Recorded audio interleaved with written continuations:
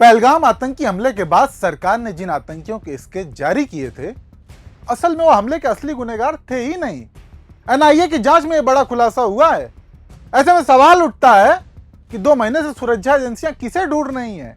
क्या यह महज एक गलती थी या फिर सच को छिपाने की कोई साजिश? और सबसे बड़ा सवाल कि क्या हमारी सरकार इस मामले में गंभीर है या यह सब एक सर्कस बनकर रह गया है? आज बात इसी पर करेंगे।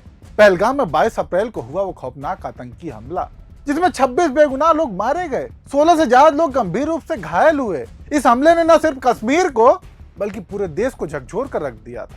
हमले के 2 दिन बाद जम्मू कश्मीर पुलिस ने 3 आतंकियों के स्केच जारी किए।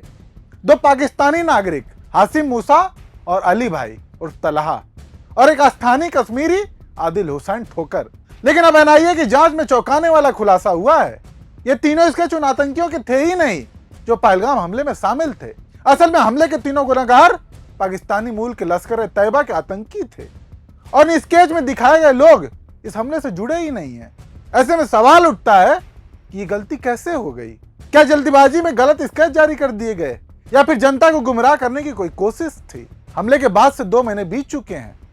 इस दौरान एनआईए ने 200 से ज्यादा लोगों से पूछताछ की, हजारों लोगों को हिरासत में लिया और जम्मू कश्मीर में बड़े पैमाने पर सर्च ऑपरेशन चलाए गए। लेकिन अगर स्केच ही गलत थे तो ये सारी मेहनत किसके पीछे थी? सोशल मीडिया पर लोग गुस्से में हैं। मोदी सरकार से सवाल पूछ रहे हैं कि जनता को मूर्ख समझा जा रहा है। सरकार कर क्या रही है? कांग्रेस प्रवक्ता सुप्रिया सिन्हेत ने ट्वीट करते हुए लिखा कि पहलगाम हमले के बाद जिन आतंकियों के स्केच सरकार ने जारी किए थे वो असल में पहलगाम के दरिंदे थे ही नहीं। आनंद फानन में लिपापोती करने के लिए किन्हीं और आतंकियों की तस्वीर निकाल दी गई। तो 2 महीने से ढूंढा किसे जा रहा है?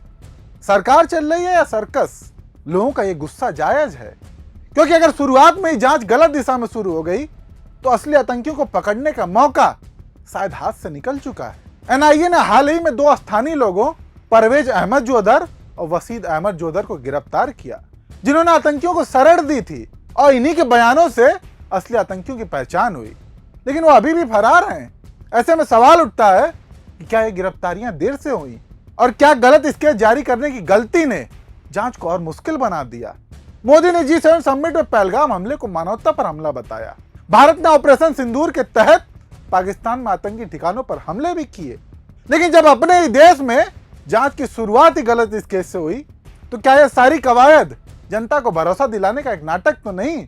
और अगर ये सिर्फ एक गलती थी तो क्या सरकार इसकी जिम्मेदारी लेगी? क्या कोई अधिकारी जवाबदेह होगा या फिर यह मामला भी फाइलों में दब कर रह जाएगा? और क्या गलत स्केच जारी करने वालों पर कोई कार्रवाई होगी? बाकी बात रही इस खुलासे की तो ये सिर्फ एक खबर नहीं है, बल्कि हमारे देश की सुरक्षा और सरकार की विश्वसनीयता का सवाल है।